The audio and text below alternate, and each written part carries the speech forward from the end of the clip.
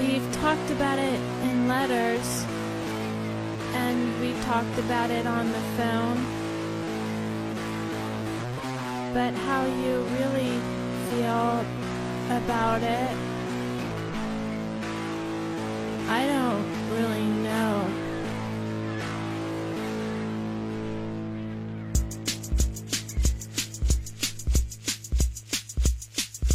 What's your take on Cassavetes? What's your take on Cassavetes? What's your take on Cassavetes? What's your take on Cassavetes? Misogynist. Genius. Misogynist. Genius. Misogynist. Genius. Misogynist. Genius. What's your take on Cassavetes? What's your take on Cassavetes? What's your take on Cassavetes?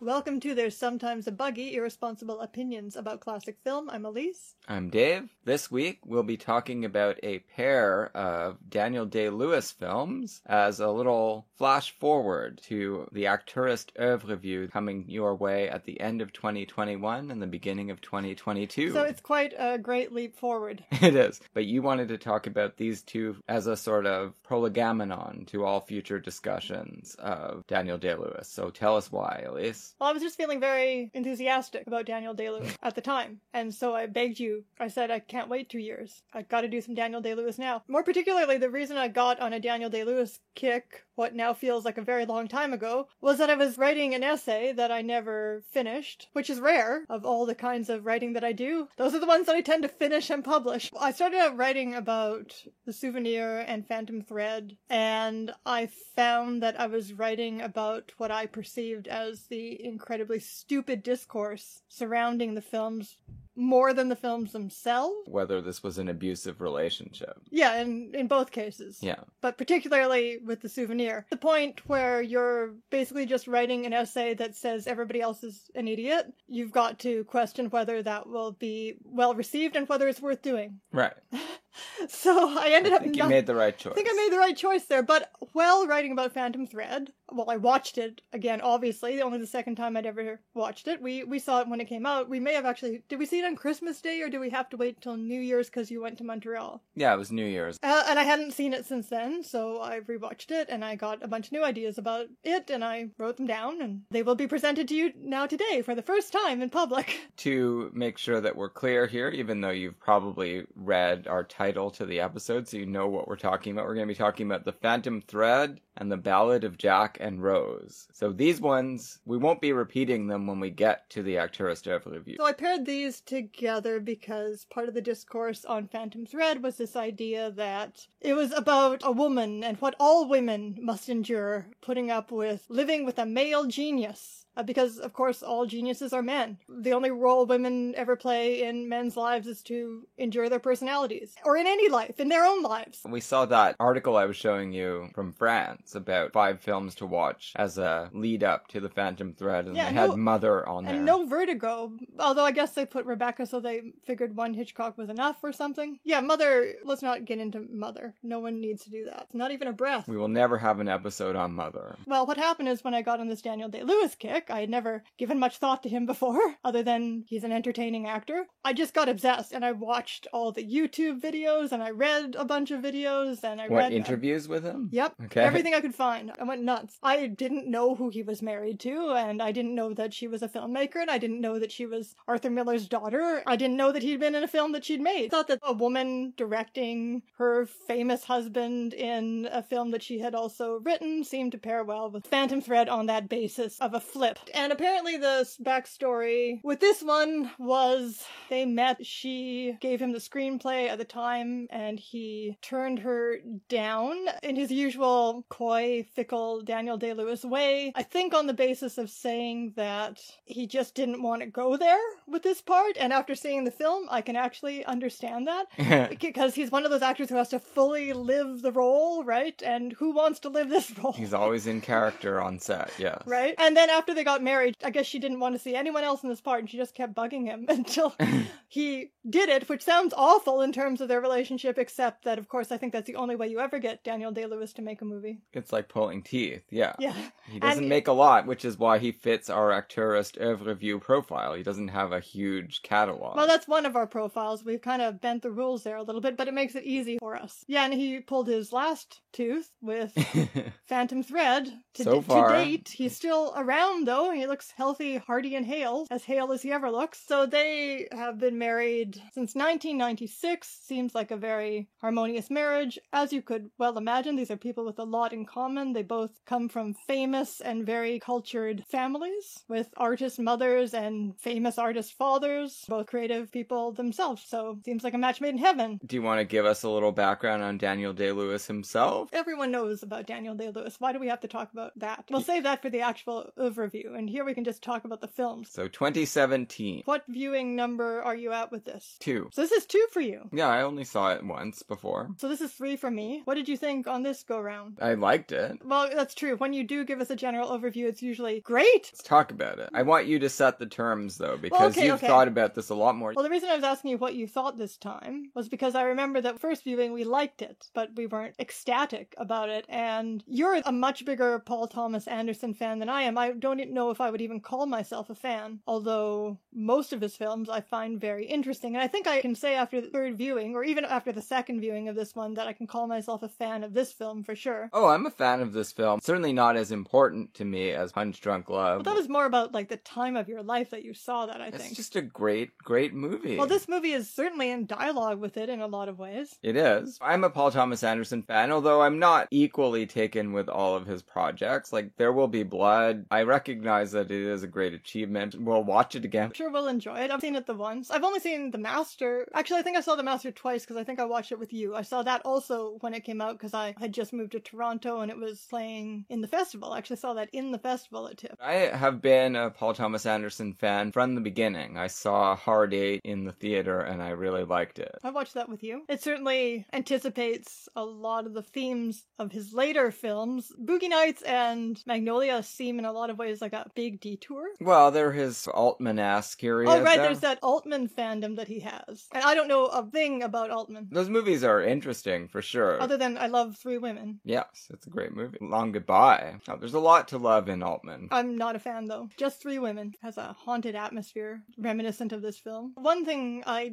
did, not in preparation for this episode or as part of my Daniel Day-Lewis excursion, but before that, I read, despite not being a big fan of Anderson, I read George Tolz's monograph on Anderson. Part of one of those film director series, not BFI though. If you are a Paul Thomas Anderson fan, 100% read it. First of all, because I think it's the first book-length study of Anderson, hard as that is to believe, but I think it's the first. When I read it, it seemed crazy and completely off the wall and a total... It precedes The Phantom Thread, does it not? Oh yes. I think the last film covered in it is The Master. Okay. Yeah, it seemed like a completely off-the-wall, indulgent version of Freudian criticism. Because the thesis, get this people, the thesis is that Paul Thomas Anderson's real subject in all of his films is his relationship with his mother. And also George gleans from some interview snippets of the very few in which he's ever ventured to discuss this topic, gleans and implies that this was an abusive relationship, that his mother was mentally ill, perhaps, unstable, and abusive, at least emotionally abusive. That seems, at the time that this book came out, before Phantom Thread, that seemed utterly crazy. And of course, Phantom Thread seems like it was written just in order to prove this crazy, Freudian, intuitive thesis correct. So, kudos to George. Maybe he did it as a troll. He did it on purpose. A prolonged troll. He read the book and he was like, yes, this is my real subject.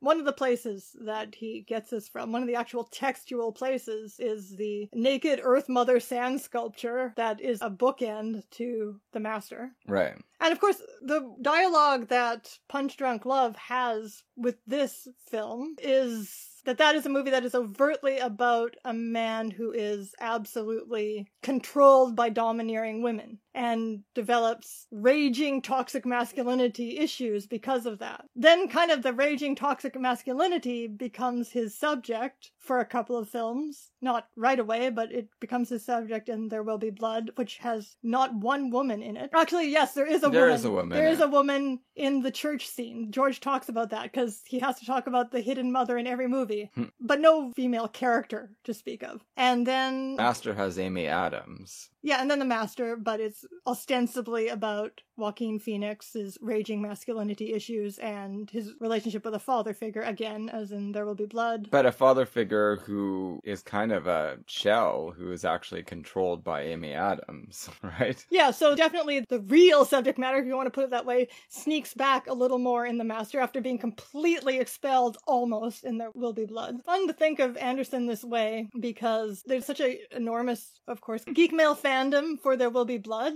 and maybe they've taken the bait. You know what I mean? Like maybe they've taken the red herring as the real meat. Well, that would be a shame. This faux masculinity, faux projection of masculinity that's just like a defense mechanism, have taken that as the real subject matter of... I don't see how you could come away from There Will Be Blood feeling like that was some kind of affirmation of masculinity. No, you can't. Even less so than with Scorsese can you come away from it thinking that, but it's doing something cathartic for these men. I don't know what, because I'm not a man, so I can't tell you what it's doing for them. Do you know what it's doing for them, Dave? No, it never did anything cathartic for me either, but I'm not really much of a man, frankly, so... Well, if you can tell us what There Will Be Blood has done for you, please write in. We'd absolutely love to hear your account of it. So yeah, so that makes it fun to think that, like, you can make your choice. You can say, is the real figure in the carpet, is the real Paul Thomas Anderson to be found in There Will Be Blood or in Phantom Thread? Choose, you must choose. Pretty loaded dichotomy. Obviously, Phantom Thread feels like a more personal project. Oh, you're saying the answer is obviously Phantom Thread? Yeah. Okay. Even the title seems to allude to there's a hidden figure in the carpet in all of my films, and it's my mother. All right, so let's actually dive into the film itself. It starts actually with a kind of interview taking place at an as yet undetermined time. There's a lot of time indeterminacy in this framing device. Yeah. Even at the end. Well, especially at the end. It becomes clear gradually that this young woman is talking to a doctor. Yes, but it's completely unbelievable that she would be talking about these things in this way to a doctor. It feels more like she's on Barbara Walters or something. Like it's a flashback structure. She has not met Daniel Day-Lewis when the movie starts. We meet him sort of the status quo ante Alma, his busy fashion establishment in London, and all the structures that he's erected around himself. Again, a lot of things are revealed gradually. We know he has all of these women working for him. He also has a middle-aged woman that is very close to him. He calls her my old so-and-so, or you old so-and-so. We find out eventually that's his sister, but we don't really know. Is she just a really trusted employee? Anderson says that obviously Rebecca was an inspiration for the feel of the film and the look to some extent, and he says that they were thinking of her in Mrs. Danvers' terms. Plot function she actually initially serves, or I should say the function she serves in Woodcock's life. Woodcock, extremely Henry Jamesian name. I think Daniel Day-Lewis chose it, but I'm not sure about that. Is more like Gerald in Woman of the Year. And Woman of the Year is actually very similar. Very similar in terms of the emotional structure of the relationship between the two characters, although Spencer Tracy never tries to kill Katharine Hepburn to get her to be nicer. He just lets the kitchen appliances assault her. Yeah, that's a reasonable interpretation. Handler for Daniel Day-Lewis. Emotional complications that are going to mess up the routine that has made this person into a success. But she also handles all the business relations as well. She handles his personal and business affairs. Gerald is just a secretary and handler. All he does is design dresses and put in the occasional personal appearance when is required. But she tells him when he absolutely has to appear at a party because it will screw up their business otherwise, that kind of thing. She also, yes, dismisses any live-in girlfriends he's taken on that he's now tired of. And she performs the role of wife, not the role of mistress. She doesn't have sex with him. He does that occasionally with his mistresses. But but she performs all the wifely duties that they're not allowed to perform because that would be getting too close to him. She really isn't much like a Miss Danvers at all. Maybe she's the way Mrs. Danvers was in relation to Rebecca. Yeah, but with more But we never sexual actually longing. see that. And then despite the fact that Alma, and that's another film. Alma Revale. No. I mean, that name came up at a certain point. I'm pretty sure Anderson claims that was never his idea. Okay. But in the back of his mind, perhaps unconsciously, Alma the nurse in Persona. Ah, okay. Which is a film about a woman who is driven insane by a famous person who is a complete narcissist, whose life they want to become part of, who will not let them be part of it, and who ultimately is willing to commit any act to get through to this person and form a bond with them. Okay, and so despite the fact that Alma is the narrator, and this is partly deceptive because they cast an unknown in English film as Alma, and they cast big star Daniel Day-Lewis. Not really a headliner star, but famous actor. Well, definitely spoken of as the greatest actor of his generation. I think it's the consensus. Pacino and De Niro have just made themselves jokes by... Well, he's not of their generation anyway. But also by being too prolific. Yeah, greatest living actor, more like at this point. They're not even in competition with him because they're one generation older. There's no one from his cohort that is spoken of with the same reverence. Gary Oldman decided to just become a workhorse and make money off of thrillers and fucking Batman movies. Well, he wins Oscars all the time for playing things like Winston Churchill. Oh yeah, and occasionally he will play a historical figure to get an Oscar. I mean, he really torpedoed his own career very early on. Gary Oldman, I have very mixed feelings about him. He certainly has delivered some great performances. I mean, he seems like an absolutely horrible person, and he's made so many bad movies that it's just easy to give in to hating him in general. But yeah, he is a great actor. I guess he would be the only competition for Daniel Day-Lewis. Daniel Day-Lewis, after reading all these interviews and watching all these interviews, seems like a pretty awesome guy, but so eccentric that you could see him. It's interesting, actually, in terms of him playing this character, because although much warmer and friendlier on the surface, there is a kind of withholding about him that, of course, is applied to his career in a way that hasn't been seen since Greta Garbo. A kind of withholding about him that could hurt the feelings of somebody, such as Paul Thomas Anderson, who thought that, maybe we got really close, maybe we're friends. Then you find out you're actually not on that level, after all, even though he was acting all this time. Where I'm getting this from is Anderson expressing surprise and hurt to hear that Daniel Day-Lewis, after making Phantom Thread, decided that it had so emotionally damaged him to be in this film that he took to be very, very dark that he went into a depression and decided never to act again. And then Anderson hears this. Interviewers tell him this afterwards once his story had got out, and he's just like, oh, I didn't mean to do that. I thought we had a good time. I thought we were all seemed to be having a great time.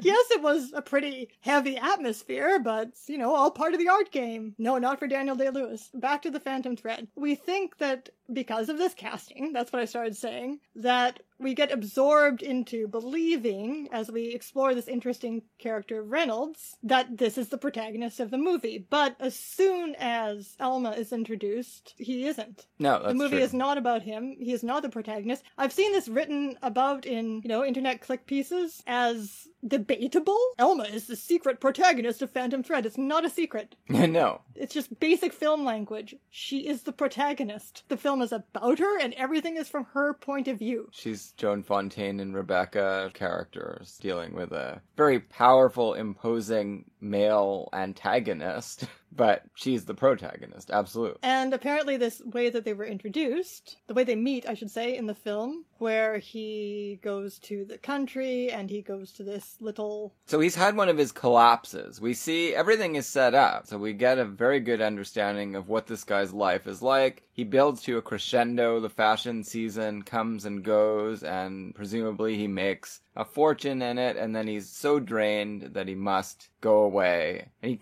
he's so drained that he can't even think of the idea himself. Cyril has to tell him, It's time for you to Well, go no, to the country. It's a sort of pretense that he doesn't understand that this is his routine. That he doesn't understand that he has a pattern that he keeps repeating. Well, yeah, exactly. He's like pretending to himself that he doesn't know this. Right. Including the part where he discards his mistress. I mean, why does he discard them, Dave? Everything about these characters is, and particularly Woodcock, is left very enigmatic, and yet... In some ways it's enigmatic, and in other ways it's very, very familiar. Exactly, it's both. I think the surface reading is the correct reading there, which is just that he does not want to get close to these women, and he has sex with them a few times, and then he goes back to his work, and they're just an interruption, and he needs them to be dismissed. Yes, but they are also... Falling in love anew is always his new source of inspiration, right? For his new collection. That's true. That's true. So they have been used up. They're not just for sex. In fact, they're not primarily for sex. No, that's true.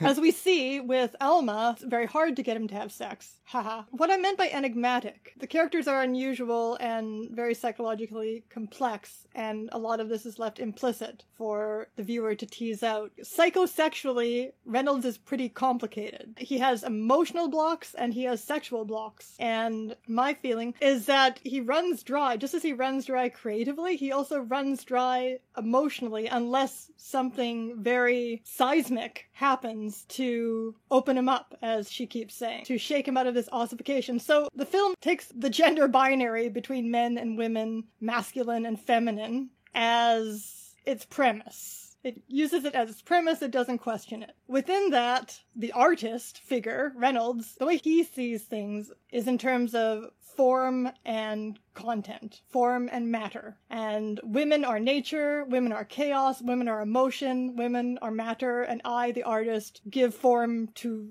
them and to it. So it's about him wanting to let something chaotic, emotion, and this new feminine presence into his life and then master it. And once it's mastered, it's done. Because as we see, it's a finished product. Yeah. Processes become product, and then it all has to start over again, because as we see, if he lets anyone get closer than that, then he is constantly distracted from his work. His balance is too fragile and too precarious, and he doesn't feel like he can maintain that balance. He needs this total control in order to work, he believes. And then again, you're saying that it takes the gender divide as a given, but I don't think that that's necessarily true. The characters are taking it as a given. Okay, but you think the film questions it in some way? Well, definitely, because he is not actually by nature the person he's presenting himself as. What do you mean by that? Very clear that he really doesn't have this stoic creator personality. He has worked very hard to warp himself into that because he feels that this is what a man should be, a creative man should be. But not just that. Let's pull on this thread a little more before we get back to the plot. The reason I feel that his control needs to be so absolute and he's so terrified of becoming unbalanced is this relationship to the feminine, and particularly to the mother. He is his mother. Exactly. He has internalized so much femininity that he needs to project this pretend masculinity in order to not be totally psychologically overwhelmed,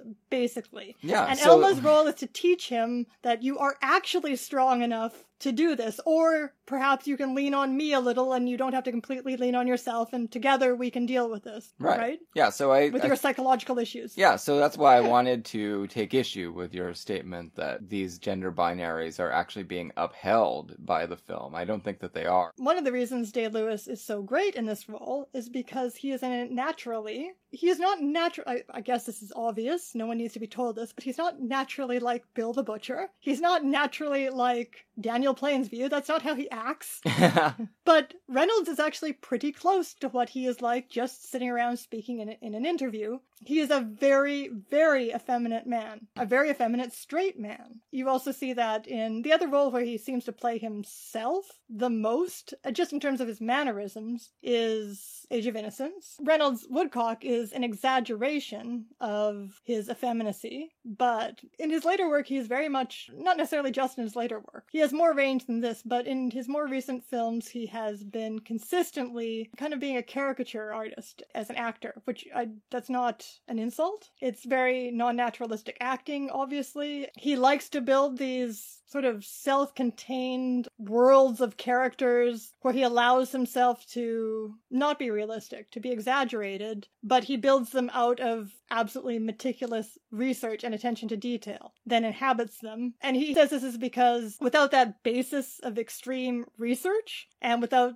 forcing himself to kind of live the character constantly, he'll lose belief in what he's doing because he's not doing naturalistic acting. He'll suddenly see it as ridiculous. It's a complicated account of his creative process, but he makes that account over and over again, explaining how it all works for him. Also, the touch of Reynolds wearing the pink socks, that was introduced by him. So again, a little hint of the inner femininity and kind of flamboyant color beneath the staid, stoic surface of Reynolds. You gotta love, very early on, he announces almost everything you need to know about him, although it will unfold in beautiful detail throughout the film when she asks if he's ever getting married, and he says, "I make dresses," as if that's it's incredible because it does manage to come off as this I'm a love him and leave him bachelor tough guy, but he's saying I make dresses, which feels like code for something completely different. It's really a beautiful line. Yeah, so this is a man who is both inwardly inhabited by femininity and has completely surrounded himself with it. Yes. Whose job involves, both as an employer and as an artist, controlling it and bringing form and order to it. And his aspiration to masculinity, the standard masculine that we certainly understand he's aiming for. He's kind of constantly shown up in that by his sister, Cyril. She effortlessly embodies that masculine detachment. We never see, maybe she does have dark nights of the soul behind the scenes, but we never see it. She is never off balance. When they have confrontations, it's always clear that he has to back down. She's much stronger than he is. And in a persona-like way,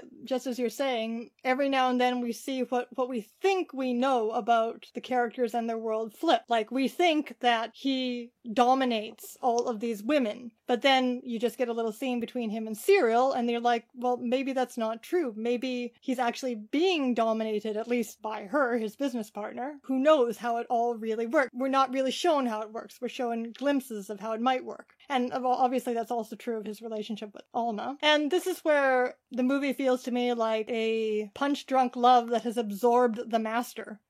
Because here it's the relationship between him and, well, femininity in general, but particularly as embodied by Alma. Well, she is in the Joaquin Phoenix role, right? That she is kind of mesmerized by this master, this figure of masculine authority, but very weird masculine authority in both cases. Yeah, well, and again, both of them, Philip Seymour Hoffman and Daniel Day-Lewis, are being propped up by a woman who really understands what this master figure has to be like and knows that he requires guidance quite a lot in order to fill that role. And again, it's this idea, as in The Master, of she is the rough material that will be taken and hewed into some kind of final form that the master has envisioned. She, just like Joaquin Phoenix, but a lot more subtly. She's a much more self-possessed figure than Joaquin Phoenix. Well, that's what I'm saying. Like, he resists the master's control and his own urge to both be mastered and to escape mastery. He resists this form in a very overt and clumsy and spectacular way, whereas she does it in a way that is very subtle. By making asparagus with butter. Well, that wasn't her most subtle move. No, but I love that argument between them, though, because it seems like a real argument that a real couple would have. It's true. Not saying anything. And I argue like Daniel Day-Lewis. I pretend self-possessed and just spitting out articulate, bitter sentences peppered with fuck, with F words. Do you have a gun? Do you want to kill me?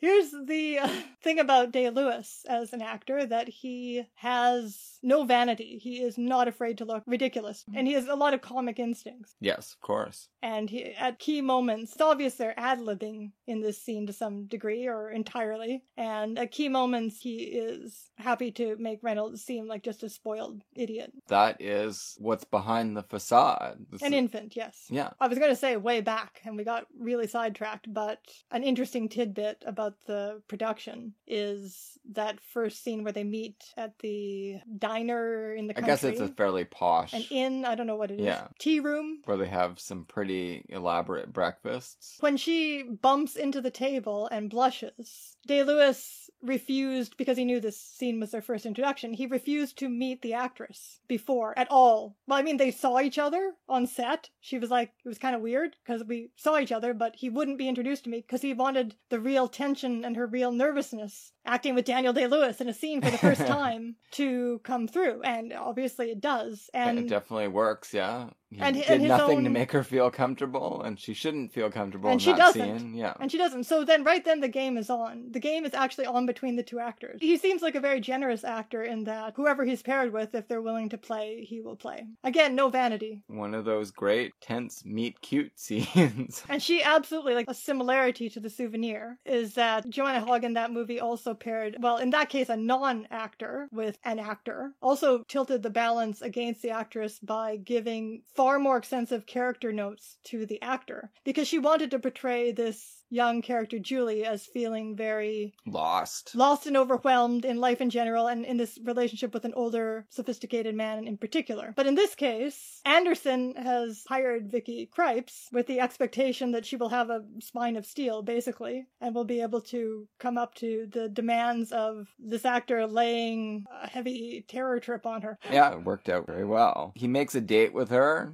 and on their first date, I mean, we definitely go into deep waters immediately. He starts wiping her lipstick off her face first time he touches her, which is fucking insane. Pretty standard old movie move. Oh, I don't think so. It would never be done like that. We've seen it before, though. I can't even think of a particular instance, but I've certainly seen this in movies and TV shows before, where a controlling man is like, take your lipstick off, you look better without it. I don't think they've ever wiped it off themselves. I'm not sure. I feel Quite like I have that. seen that, but okay, I'll give you your point. Within 5 minutes of sitting down on their first date? I don't think so. By all standard laws of human behavior, she should punch him and walk out, but... She should, but what we have to believe about this character is that as soon as they meet, she, against all logic, understands that they have a profound connection. Yeah. That she will spend the rest of the movie literally forcing him to admit. Crucial that she submits to this, but only because she knows she's going to get him back 100 times more later on. Well, I don't think she knows that yet. She doesn't know she's going to poison him, but she does know that she is not going to submit to this kind of behavior forever. Well, the thing about him, the character, is... she's not throwing in the towel for good when she lets him do that. He has absolute boundaries that may not be impinged upon at all, but he has no boundaries with other people. Right. And so it's very much a film about boundaries, another connection with The Souvenir. And when he finally violates her last boundary, that's when she's like, well, the only response to this is to attempt to murder you. That's what kind of a sick, dangerous game he's playing, psychologically. After that, he begins quizzing her about her mother, which is all just a prelude to talking about his mother, of course, and how she is right over his heart at all times. So this is such a classic self-conscious version of the beginning of the romance movie, where we hear the man just like talks endlessly about his ideas in life, and the woman is just like, oh, please tell me more. Except in this case, he's of course hanging himself out to dry. No, again, anyone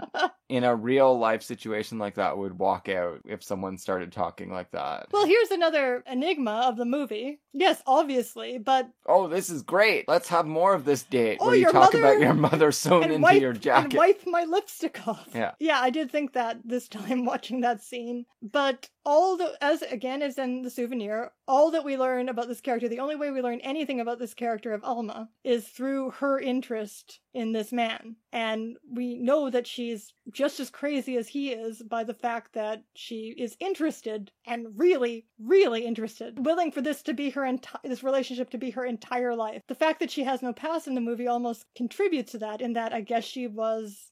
the real actress is a Luxembourger. I guess Alma was displaced by the war. It goes into absolutely zero detail about her background, but yeah, she's obviously escaped the Nazis. If you were in Luxembourg in 1939, you would have tried to leave if Yes, you could. exactly. So yes, If you weren't rich, and she clearly is not rich. She wound up in England. We don't know by what trajectory, how long it took her to get there, but she's there, and it's the early 50s. I think, in the film. It's never quite stated. There aren't little neat titles telling you what the date is or anything. Yeah, it's the 50s. That's the time of these designs and these houses. She obviously has an enormous imagination and has been living this very dull life. I mean, maybe she has a whole other life that she lived in Germany and now she's in England and things are kind of boring. And she's waiting for something exciting to happen. And this is the exciting thing that happens to her, the challenge of this relationship, giving her something more interesting to do than waitressing. She does not have opportunities. They spend some time at the country house. Again, the date goes strangely as well once they're at the place because it doesn't progress to the bedroom. It progresses to an attic where he starts fitting her for a dress, an idea that he's got. If that isn't strange enough, Well, she's fine with that. She's okay with that. She's like, oh, I'm going to help him because this becomes her big thing. I can help him with his art. He's talking to her in a way that is not exactly calculated to thrill. Measuring her, talking about her limited breast size. Well, no, he doesn't do that till Cyril arrives. That's true.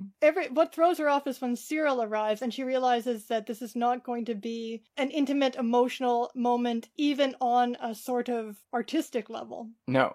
That's when she feels completely objectified and degraded, right? She's willing to put up with anything as long as they are sharing it exclusively together. And she also understands from the very beginning that even the way this evening has progressed and the way it has culminated, that it is a game and she is expected to play this game and she's going to kind of figure out the game and either how to end it or win it. Yeah. I feel like that's why she is so detached and amused with him, and it's only when Cyril arrives that he wins that match, basically. This is just like the topper of the evening. She thought up until then that she could continue with this amused detachment towards what's happening, but that's where it doesn't really throws her off and really pisses her off. Amused detachment doesn't work very well when you're being observed by a third party. And they're both commenting on your imperfections. The Woodcock team. They're sort of backward insults in that they're compliments that still manage to get the insult in. Well, yeah, because it's the perfect body is a body that basically is not perfect.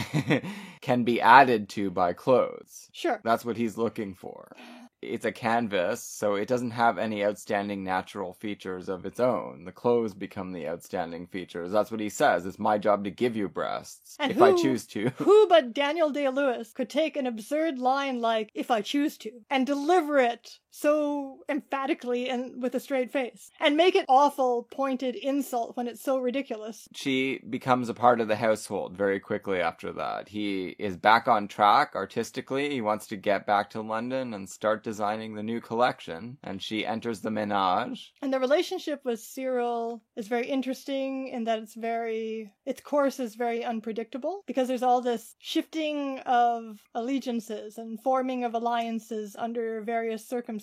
So it never progresses as smoothly as just she decides she likes Alma and now I'm completely siding all the time with Alma. She still wants to control what's going on in the house in certain ways. Alma wants to become the woman of the house, and even once Cyril kind of sides with her against Reynolds, she still wants to be the woman of the house too. But I also just think there's the basic fact that she does not think Alma will succeed. And she starts to back Alma when it becomes clear that Alma really knows what she's doing. And that none of us really believe that she's going to be able to achieve what she has set out to do, which is break down all of Reynolds' habits and get behind all of these barriers. And Cyril's just never seen it succeed before. So why would it happen this time? I think it's pertinent. One thing I wanted to mention that I discovered while researching for my essay that didn't materialize. There's an interview in Vogue magazine from January 3rd, 2018 by Nicole Phelps with Mark Bridges, Paul Thomas Anderson's frequent collaborator, a costume designer, and he mentions that they never considered Reynolds to be a great couturier. Okay.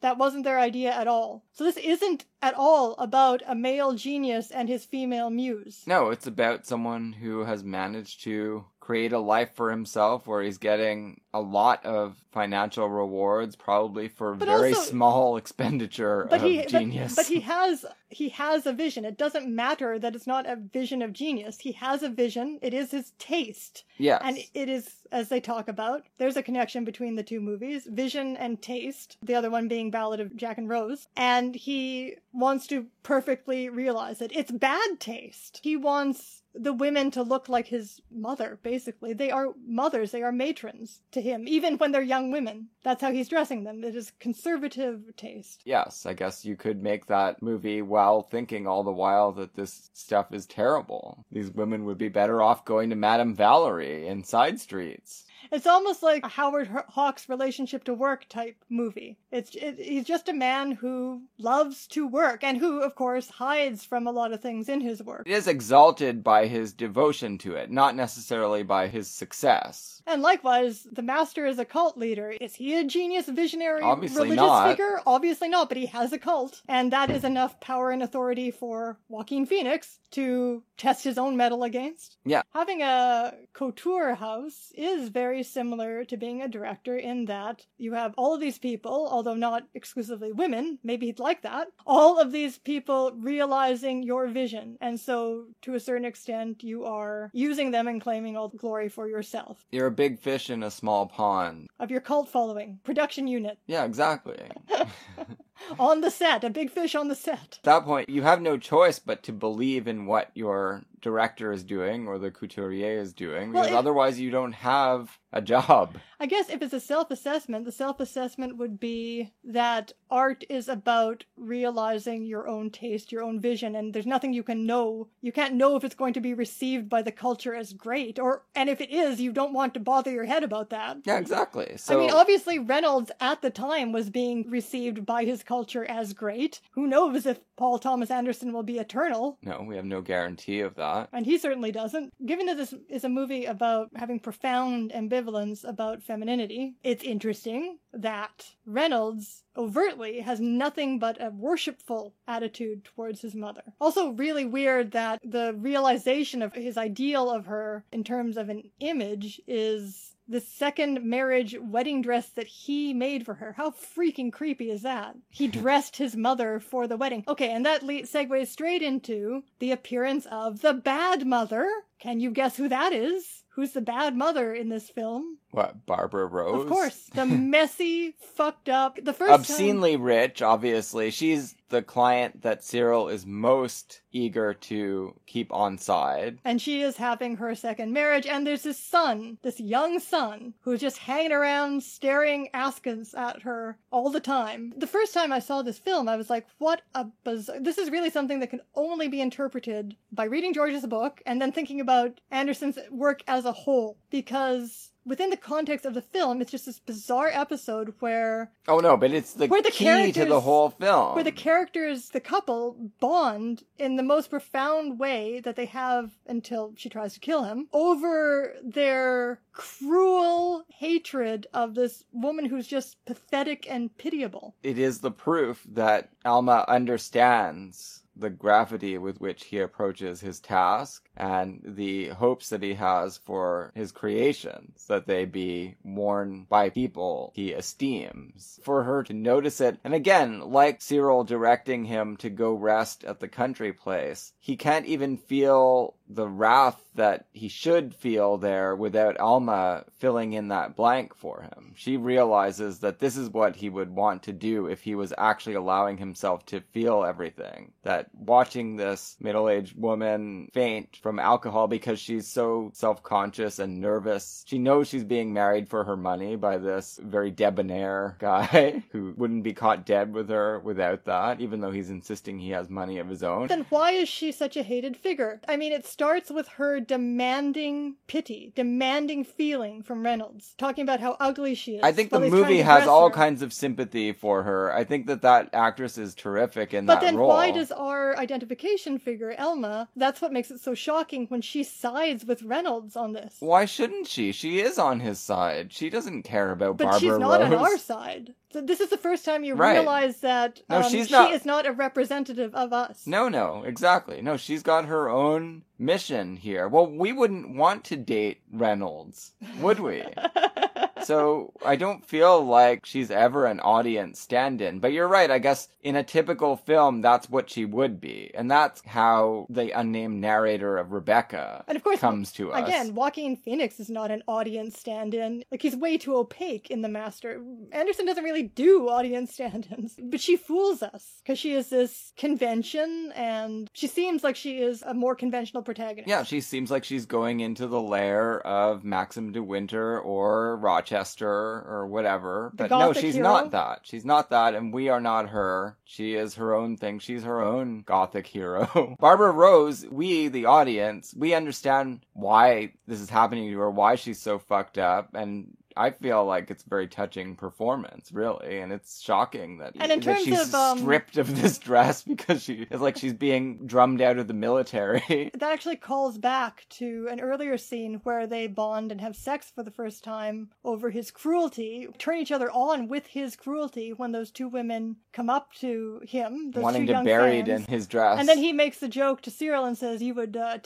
dig her up and take it off her and sell it again, wouldn't you, my dear old thing, so-and-so, yeah. my dear old thing." She goads him into going up there and swearing at everyone until he gets the dress. And Alma goes in and actually does the pulling of the dress off. I find it interesting in terms of George's assessment of what Magnolia, a film I really don't like. I've seen it twice now, and I liked it probably less the second time. I just watched it a second time to make sure I really didn't like it, and I didn't. But the way George assesses the role it plays in Anderson's oeuvre is that it's the film in which he tries to be, like, all of his emotions hang out, and he tries to be absolutely sincere. And after that, he makes a hard swing into these films that are much more opaque emotionally and in terms of their meaning, and also up until Phantom Thread, about men. So I feel like Barbara Ann is the mother figure who represents the messiness of pity, the messiness of feeling and compassion. And this is something that Anderson has been working through in his own art. How to feel yourself in relation to feeling. How to feel about feeling. And it's represented by the mother, ultimately. So their bond is now stronger than ever after this. There are still pitfalls with him. You know, no matter how great things are going one night, the next morning, if you scrape your toast a little too loud, you could fall right back to a very icy situation with him. Turns into the Heartbreak Kid. Yeah. All the more so, because every time she makes a big advance with him, he's like a rubber band that when you stretch him, he snaps back all the harder the next time. That's how he works emotionally. And his danger that Elma perceives is that this need for control can turn into ossification. Of course. Like, yeah. sort of halfway has already. Yeah, so she needs to break him out of that, and the rest of the film is different strategies. So, of course, the first one she hits upon is to make him dinner in a way that he says he doesn't like. On this third viewing, I felt like she's pretending to be the sympathetic character in this scenario, but this is a battle of wills with her from the start. She wants to assert, because what he wants her to do a lot of the time, he wants her to be there when he wants her to be there, and then absolutely disappear the rest of the time, whenever he says so, right? Like the Fort Da mother. She is insistent that she is not going to disappear, that she's going to continue to assert her personality for better or worse. And so she goes into this as a battle of wills. This is not innocent. He's never going to like the asparagus with butter. Who does that? I wouldn't prepare you a romantic dinner that's exactly what you don't like to eat. What? That's sick. That's really sick. That's a sick game. But of course the idea is to throw him off his game. We don't know before the scene happens whether it's because he's got it in his head that he doesn't like this, or because he really has tried it multiple times and he hates it. I guess, but I still don't find her sympathetic. No, it's not about sympathetic or unsympathetic. I don't think that she expects the scene to go the way it does. No, I mean, first of all, she's been thrown off by this completely false jealousy. He clearly has barely any sexual interest in anybody at all, and has to be kind of provoked into it. I don't know, the conditions under which his libido becomes active are very particular and hard to find the button to press. The jealousy of the princess, I find, sure, it has something to do with his perceived interest in her or appreciation of her taste or whatever, but But also, I just felt like this is a continental European's resentment of someone who does not seem to have been inconvenienced by the Nazi interregnum. Wow, you went deeper than me. I just thought it was because she has the feminine ideal body that then becomes that dummy, headless dummy. It felt more personal than that, when she confronts her briefly and introduces herself. It just felt like, when I was a little girl, I saw you as a little girl parading down the streets in Luxembourg. I don't think they ever say what she's princess of.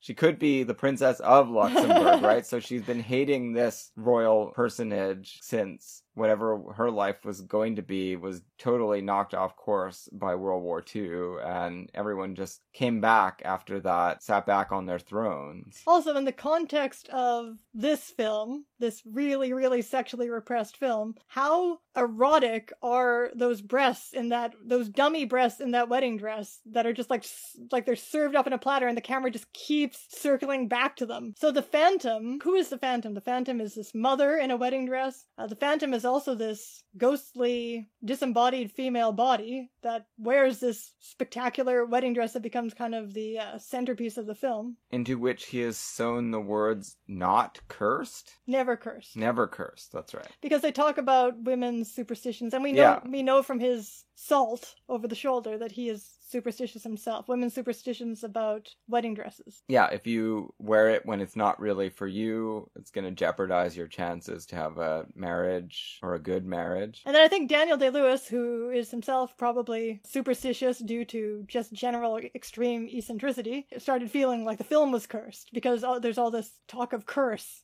And there's kind of an implication with that bitchy, again, middle-aged woman, interfering woman, who makes him jealous of the doctor after they're married. There's a kind of, and then she starts making comments about I don't want to be racist, but yes, yeah, about, I guess, Germans or people from that part of the world. She almost makes an implication that it's like Val Lewton's cat people, that this woman is, but I mean, one that the film itself backs with its imagery and themes, that this woman is a witch, that she knows these old Eastern European customs, and she's going to go off and cast a spell on him. So there's all this witchcraft and curse and fairy tale, dark fairy tale ideas weaving themselves through the film. And now she's bewitching the young doctor, who's her nephew, I think.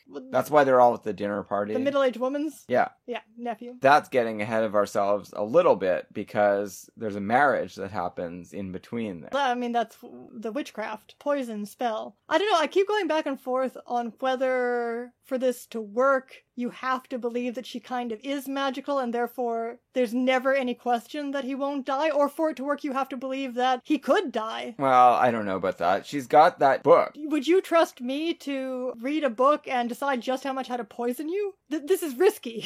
Sure, I guess so. What do you mean you guess She so? doesn't seem to be concerned that it's going to... That doesn't mean a damn thing. She's a psychopath. Or, I guess... This is a crazy thing to do. You think this is normal? No, of course it's not normal. Okay. But I just don't feel like that's part of the calculus, that he could die. Not for her, but Right. perhaps in the objective world of the film, it is part of the calculus. We do know, typically, how poisonous things are. Like, there are mushrooms that would kill you immediately, and she's not choosing those, obviously. She's choosing ones that will make you very sick. Yes, but from his reaction, it's clear that if she used a little bit too much, he would die. Yeah, it calls for nice judgment. She's not really angling to marry him at that point. I do feel like that comes out of nowhere for her. She's Well, not. she's She's not- very surprised by that. She's not poisoning him with the intention of getting a proposal. She's just trying to get closer to him. And she's also fucking angry. I guess so, but I don't feel like that's why she does it. She does it because she does intuit that this is exactly what he needs. Yes, but that doesn't preclude it being a violent method that satisfies her anger. Maybe. She only does it when she's been pushed past the point of no return. But she doesn't leave. No, she could She does leave. this instead. He says, why don't you fuck off back to where you came from? But no, instead... Yeah, that's great. And then the actress just gets up and tosses the napkin, not even fully in his face. Just like, ugh. Just Yeah. like not even fully hitting him. Not even worth hitting you in the face. Here is where we get some virtuoso scenes. Day-Lewis struggling with this horrific food poisoning that endures for a few days. I mean, it first shows itself to be what it is when he comes down to inspect this wedding dress and collapses on it after He weaving around it a few times. He actually turns into Barbara Rose. Yeah. He makes a comment about how ugly everything is and then passes out and ruins the dress. Yeah, gets his shoe polish on it, and rips it. Shoe polish from what? From his his shoe. Yeah. He goes into a delirium. He sees his mother, but he still can't hear her. He doesn't get delirious enough for that. Now this is interesting stuff, and what this mother seems to primarily represent is, as in the framing beach scenes of The Master, is memory. Just generalized Time. Time. Just memory of the past, and also a sense of nearness to death, boundaries between worlds, and As J.B. Priestley puts it, the time problem. it's not just a personal memory, it's like a race memory. Pain of living subjectively from moment to moment that can never be recaptured. So yeah, she stands in for some pretty big things. Obviously we see him at his most vulnerable in those scenes. We see that this is, the antithesis of a man that is only interested in making dresses and keeping everyone quiet. Although he keeps snapping and barking and fucking off at everybody. Again, he feels, because he's so vulnerable, he is extra rude to the doctor who is summoned to try to help him. He doesn't... There's a boy! There's a strange boy in the room. Yeah, so he's only willing to show that side of himself to Alma. He's really willing to show that side of himself to her, and Cyril is shocked, right? This is the moment where Alma has become more to him than Cyril has ever been able to be. Well, Cyril kind of tucks, like a certain kind of mother. No, but she tucks him into bed and says, "You're going to be fine." But this is a mother with a breast full of milk for you. She does the mothering that she believes he wants, and then leaves, taking him at his word. Exactly. And then Alma shuts the door behind her, because she's not going to take him at his word, because his word is bullshit. This is the libidinal mother. It's a new, far deeper connection forged between Every them. single woman in this movie is a mother, and they're all different ones. And then also Daniel Day-Lewis is his own mother. He is his own mother. Or Paul Thomas Anderson's It's like mother. Norman. Well, I mean, there is a Psycho reference. Do you remember in the movie? An explicit one. When he's spying on her through the keyhole when she's modeling. Not just Vertigo. We get a little Psycho moment in there, too. When he comes out of his stupor, his fevered stupor, he proposes. And again, this does completely take her by surprise. This gambit of hers has worked better than she ever dreamed. All she wanted was for him to let her butter her toast, I think, at breakfast. And maybe just eat a meal that she makes him without complaining. But he goes the whole way, and he's like, I've fucked up my entire life. He saw his mother. He had a one-sided conversation with her. There's so many things I need to do that I've not allowed myself to do. We have to get married. And I need you. Yeah. So this is basically the gothic romance imagination, and you encounter this fantasy in 80s soap operas too, the gothic romance imagination of the words that every woman wants to hear from her man. I need you to help me. We must do this together. I love you and marry me. She's not even waiting for it. It feels like it's coming from a narrative beyond any that she had ever conceived of. Yeah, but she takes pretty so happy. long to respond. Yeah, she's pretty happy that it's happened though. She just thought it was, as you say, beyond expectation. But that scene really is the key, right? Because that takes it out of the realm of a game, which I agree. You could watch all of the movie up to that point and figure it's just a game, a power struggle between the two of them. At that point, it does become a genuine romance, I think. Pays off in ways that she never dreamed of. See, but they have that very connection at the beginning, when he takes her hand when they're walking down the beach, when they're still in the country, and they have that conversation about how he's been waiting all his life for her, and you don't know whether this is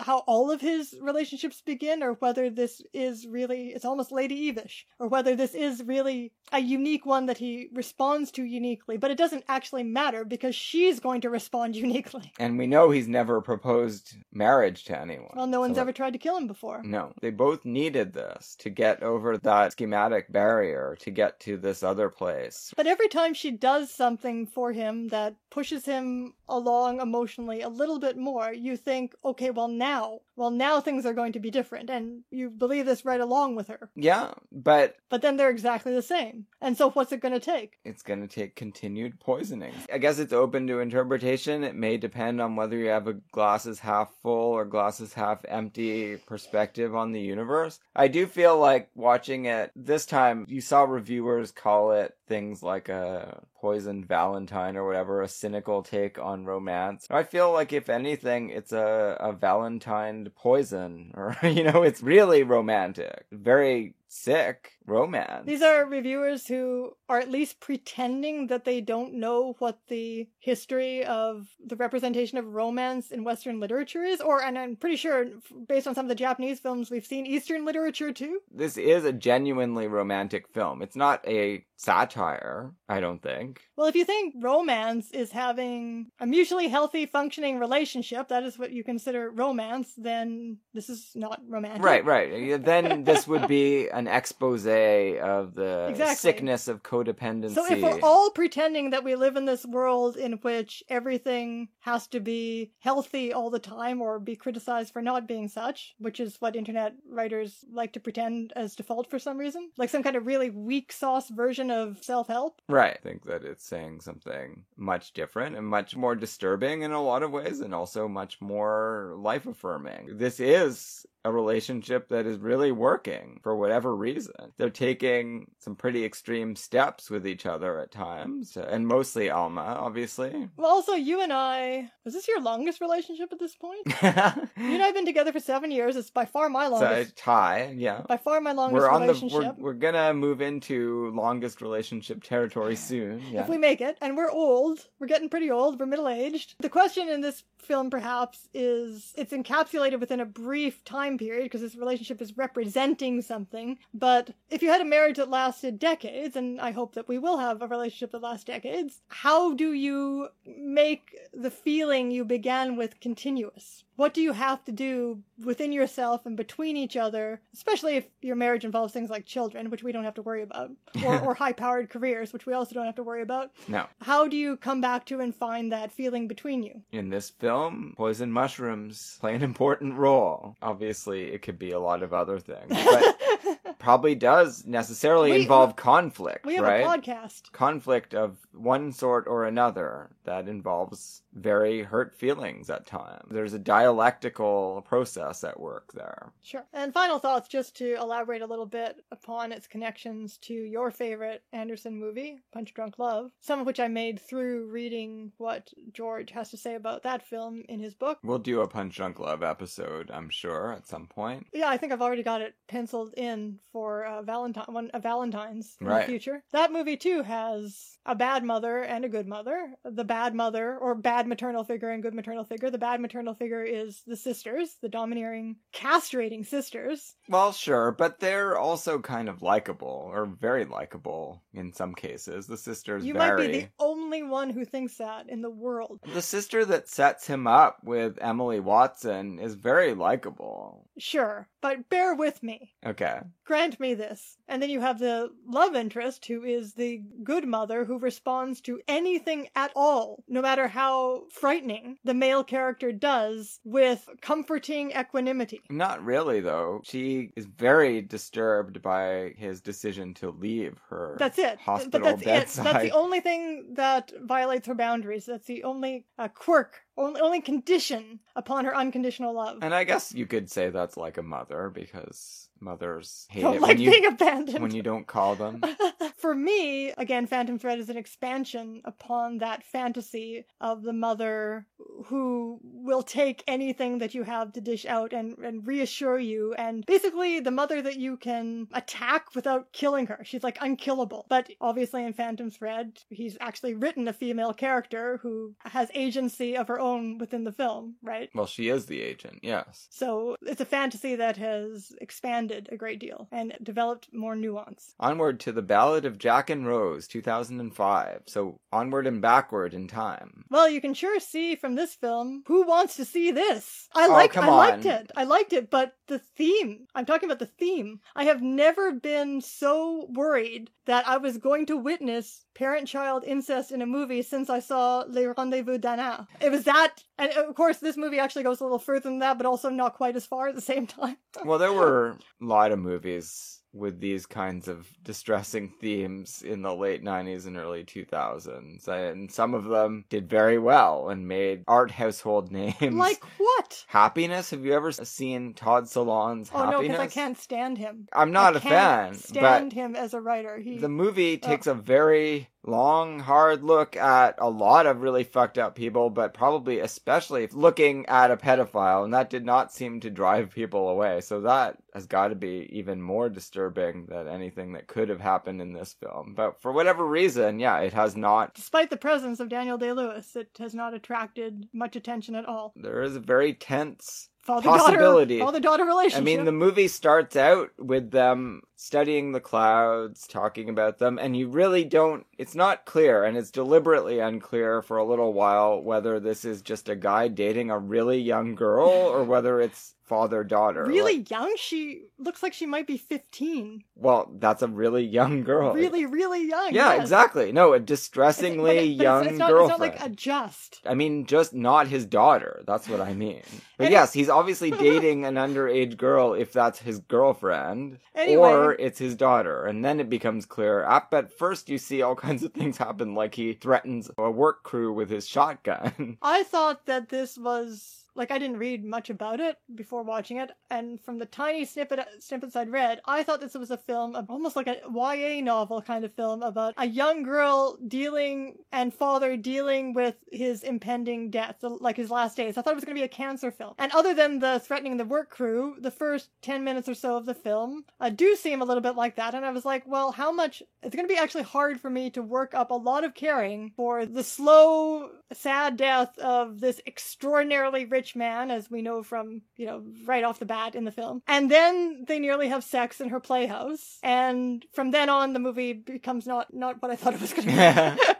This is a really Daniel Day-Lewis-y type role, if we're going to start talking and thinking about the persona of Daniel Day-Lewis, in that, as in Phantom Thread, actually, although couple of decades earlier, he is a man with a vision who has created an entirely artificial world around him in order to realize it, and has apparently limitless means in order to do so, and is an extremely powerful and selfish personality who is hurting other people a lot, and yet very charismatic and likable. Yeah, it was tailor-made for him. It goes in a lot of odd directions, for sure. It has no structure, and in fact repeats itself a lot. The same episode of the daughter trying to kill people over and over again. Yeah, it's going for a very messy, lived experience kind of approach. People don't just make mistakes once. They will do them over and over again if they're stuck in the same context with no change to the aggravating factors behind the scenes, the psychological problems. You're not just going to do something fucked up once and then move on to a different fucked up thing. You're going to keep doing the same fucked up things. So we gradually learn in the course of the film that this man, Jack Slavin, fabulously rich, so he bought a house on an island for the purpose of making it a commune in the late 60s. He came to America from Scotland. Right.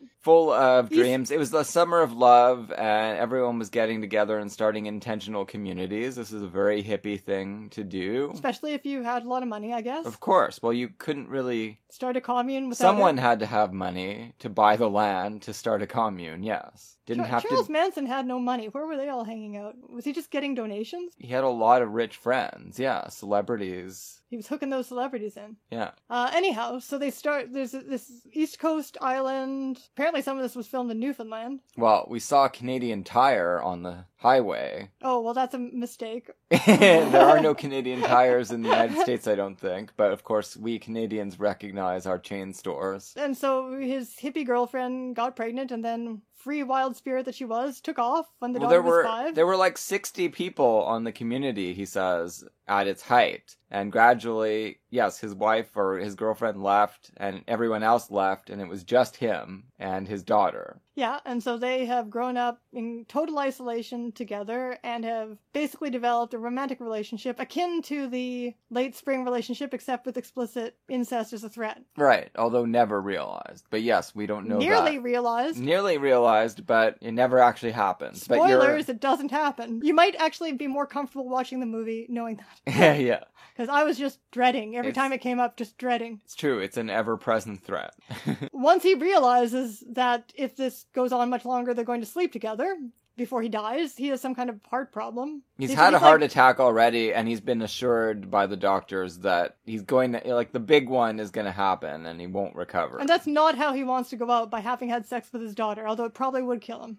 Yeah. So he's like Herbert Marshall in Little Foxes or something. He needs his pills, he keeps taking his pills. The way he's dealt with the sexual urges that come up now and then, sometimes in relation to his daughter, is that he goes out to town and has sex with working class women. Yes. And so the way that the movie kind of starts dealing with the character's privilege is by this experiment that he decides to conduct, a new version of his commune in which he brings a working class family into the home to try to normalize the situation he's created here. Yeah, a caring, regular-ass woman, Catherine Keener. That's how he sees her, anyway. Yeah, of course. Regular-ass women aren't particularly caring. Right. Like, not more than anyone else. I and my family are all regular-ass women. So he says, it's time for you to quit your job. Then he corrects himself. Your jobs, so the precarity of her position. She's living in her sister's basement with her two sons from two different fathers. Sounds exactly like my family. Except for, her job situation is way more precarious. At least everybody's found an okay job. So Catherine Keener, that character, it's very interesting how it presents her. Well, this is the most underwritten character in the whole thing. True. No, there's a lot of problems, but she does manage to convey some kind of vivid sense of her personality. Well, yeah, just because the actress is great to watch, yes. Yeah, she's familiar to our listeners probably for Synecdoche, New York. But the problem with this character is that she's the only one at all written to just be a normal person. Well, but I think that that's part of the film's gambit, right? Like, there are no normal people. Yes, it's true, but she is the least quirky of them all. She hasn't managed to raise normal sons, and her behavior with the son that's the most likable character in the movie. Yes, that's true. Is appalling, right? So she's really not a model parent, that's for sure. Well, she's certainly not capable of... And we don't know, this situation where she's living in her sister's basement probably has to do with having recently broken up in a relationship, right? Obviously, this is like transitional, and that's why she's open to the idea of moving in with this rich-ass crazy guy. Yeah. Right? And he does offer her a check. Oh yeah, he pays her. To start off with. That's a condition. She can't work if she goes to this community. She has to spend all this time on this island. Well, yeah, she's supposed to be taking care of him, and then ideally, I guess, taking in his daughter. Yeah, exactly. Afterwards. When he's because gone. It's not just the incest threat that's a problem. She has also threatened to kill herself when he dies, and she means it. He just keeps calling it an experiment. Second attempt to found an intentional community, a much more scaled down version that is based on the Brady Bunch now. And someone actually hums the Brady Bunch theme. Right off the bat, I thought that there would be conflict between the girl and the two young boys, but the children actually get along much better than the daughter does with her new proposed mother. Which actually makes sense to me, because fucked up children can probably quickly overcome class differences and just start relating on that level. The movie definitely never gets far from the theme of incest. Like, she is very sexually jealous of her father. Well, yeah, and she alternates between... And he is, as well, of her. Yes. Alternates between trying to kill this woman and trying to get revenge or make everything equal, as she says, by getting herself deflowered, which turns out to be not that easy because boys don't actually like... Every boy, definitely. And this particular boy might be gay. Might be, we're not sure. I know from experience that most boys are not ready to jump into bed with you or grown men if you are a clearly crazy young girl who's just saying, hey, have sex with me. Right, exactly. The one boy that she knows is willing to do that, she's not interested in, kind of... Yeah, because he's a sociopath. For that reason. Well, so is she. Right, but sociopaths don't necessarily have to like other sociopaths.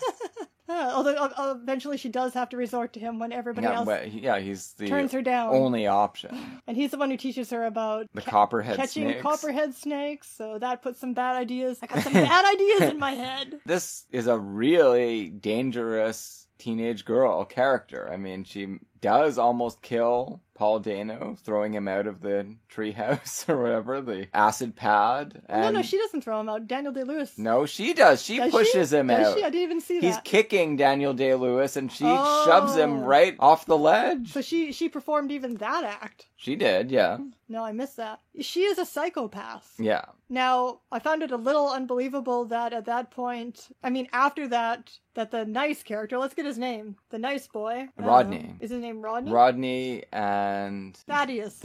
Ryan McDonald, whoever he is, playing Rodney. Ooh, he's handsome. Look at him. He's Canadian, from BC. Afterwards, when he tells her what a fantastic person she is. But come to think of it, he hates his mother and his brother, so why wouldn't he think she was great for trying to kill them? I don't think that he's saying that because she tried to kill them. I think he's saying that No, but that would be a because- hard thing to forgive if you had loving feelings toward your family. That's true. And this psycho chick kept trying to kill them. She didn't succeed, so it's all right. She doesn't have to be hated by Rodney anyway. I don't know, because this character was so strange, and she was inhabited by the actress Camila Bell in such a completely blank way, which is believable for the character, but I just couldn't feel any kind of sympathy for her. This movie didn't really grab me. And it didn't emotionally resonate with me, the ending or anything. No. Oh no, you weren't into it? Not that much. I mean, I think it was an interesting watch, but no, I'm not gonna say I was totally taken with this film. It was definitely held my interest.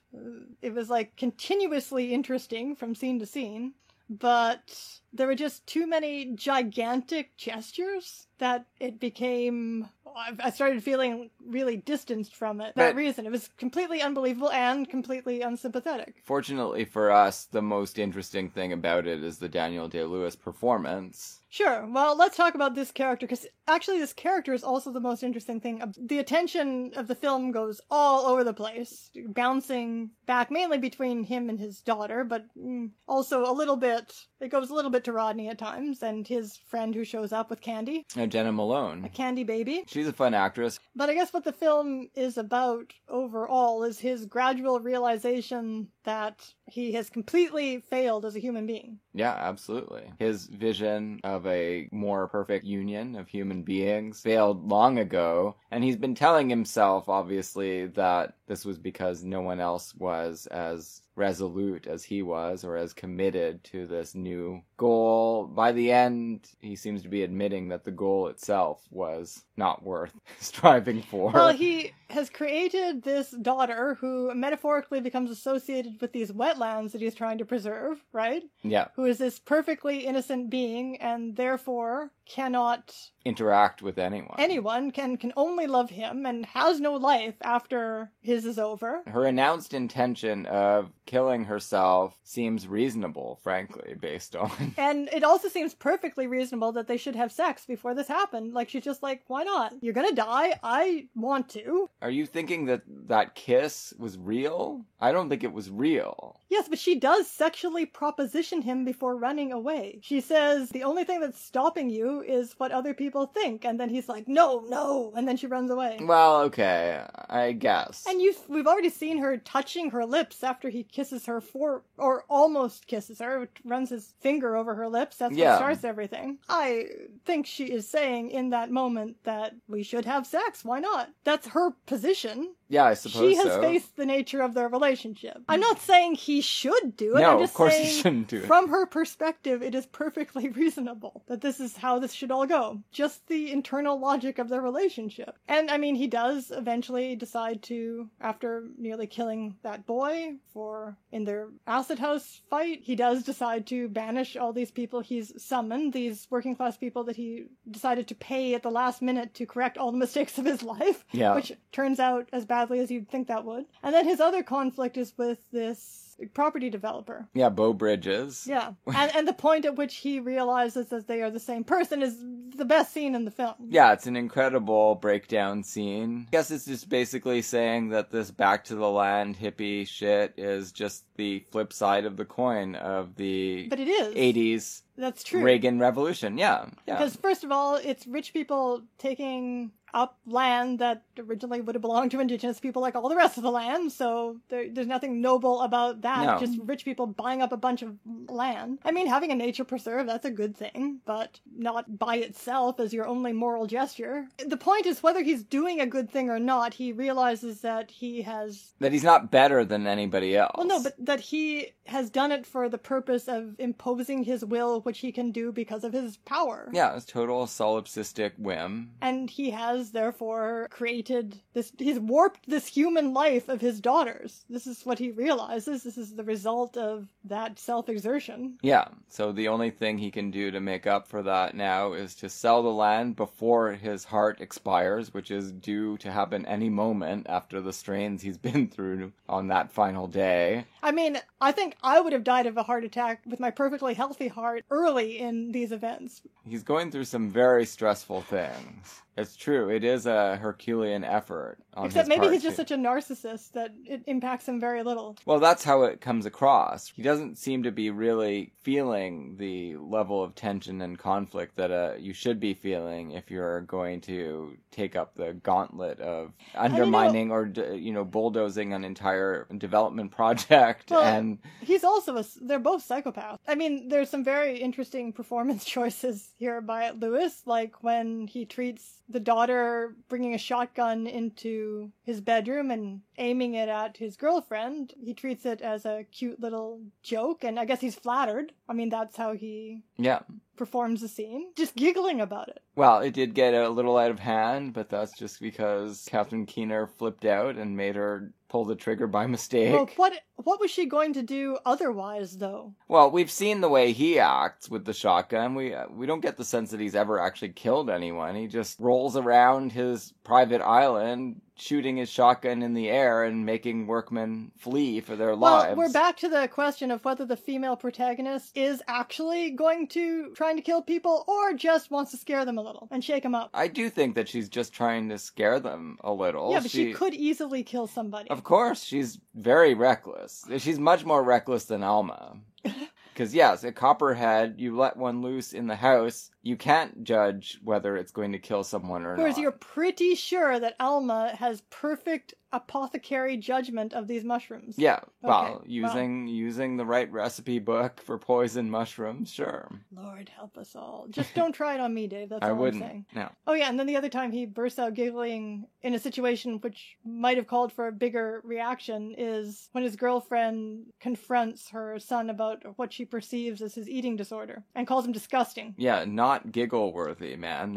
And he's just like, what the fuck? No, that is criminal parenting. Day-Lewis is very willing to make bold choices with his characters that are quite unflattering. Paint them with a large brushstroke. But he does manage to bring you inside, right? Like, even though he's wrestling with issues that have nothing to do with anything I care about. There is some kind of faint anticipation of a character like a huge-scale character like Daniel Plainview here, and the amount of power that this guy has. Yeah, for sure. And how do you play, and who else could play, and how do you play a scene which is, like I said, a man realizing that he has not only failed to realize his dreams, his vision, but like completely fouled up a human life. Yeah, he's homeschooled his daughter as a concubine. I mean, it's really fucking crazy. That's what he plays. And it's pretty bleak because this is a note that this guy's life ends on. I guess you could say he feels like he's done something to throw the trajectory into a new course by selling the property. But he hasn't even accomplished that because the developer won't take his money under the circumstance. True, I guess we never really see the resolution of all of that. What is the meaning? I mean, truly, I just think the movie doesn't know how to end, but what is the meaning of her going off and joining a collective after burning the house, after her 20th psychopath act? The really troubling thing about the last scene is that she's at a new commune in Vermont, and Jason Lee is there too, right? The flower guy. is she there as his girlfriend, even though he's like 20 or 30 years older than her? He's changed his mind about feeling that way about her? I don't see how you can draw any other conclusions, Well, right? I guess She's got a new father figure that she can sleep with. Or maybe because he said he does, because obviously he cares about the age difference, maybe he is going to be a father figure who doesn't. But why is he there with her then? He's supposed to be a flower guy. He's not in Vermont, so he just did what she wanted. Oh, I was going to try to think how to finish that sentence. Who doesn't project sexual feelings onto her? Who just acts like a father? Maybe. It's true we don't see them in an embrace. We don't even see them interact. We just see them that they're both on the commune. I guess you could project either kind of ending you want on Maybe it. that's the idea. Yeah.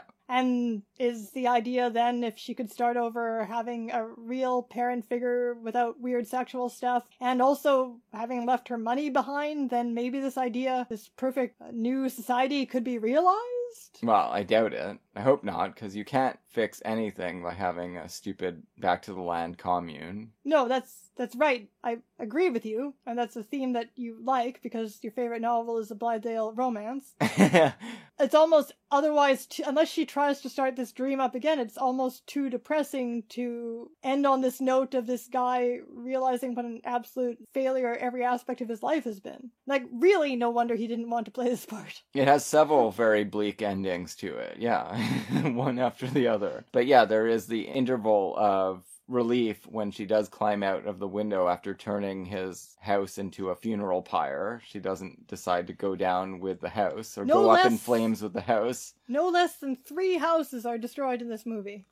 Starting with her playhouse. True. Then there's the acid house, which actually doesn't get destroyed. No, that gets to stay. And then there's the model house of the development. Awful plastic model house. Daniel Day-Lewis destroys that. But no matter how many houses they destroy, they can't destroy the awful intensification of the nuclear family. So I think this movie is dealing with some real stuff, but I just feel that its problem is that it bit off more than literally anybody could chew. It's worth watching, but don't expect the Phantom Thread. I really think I patiently found my way to this position without jumping on any bandwagons, but I shouldn't congratulate myself for that, because I'm just going to now join the bandwagon of saying I do think Phantom Thread is a masterpiece. Yes, one of several. Yeah, and it makes... By Paul Thomas Anderson. I would like to go back at some point and have, now that I've read George's book, and now that we have all these further wrinkles of Anderson, I would like to go back and see The Master again. Master is incredible, and... So we're going to do There Will Be Blood. It'll be interesting to see that now. Yeah, Punch Drunk Love, one of the greatest movies of the 21st century, and Hard 8, I think it's a perfect movie. What are we watching next week? So next week, it's the conclusion of our Setsuko Hara Acturist Oeuvre Review. We're going to be talking about a pair of 3-hour-plus films. 6 hours of Japanese fantasy film. Well, they're epic films that are explorations of Japanese myth and legend. That's what I gather from reading them. That qualifies as a fantasy film. We'll be talking about The Birth of Japan, aka Three Treasures, and The 47 Ronin, the 1962 version, because there's an earlier version as well. I hope I can find anything on these online to contextualize. Oh, we'll see. Hopefully you can join us for that adventure. See you then.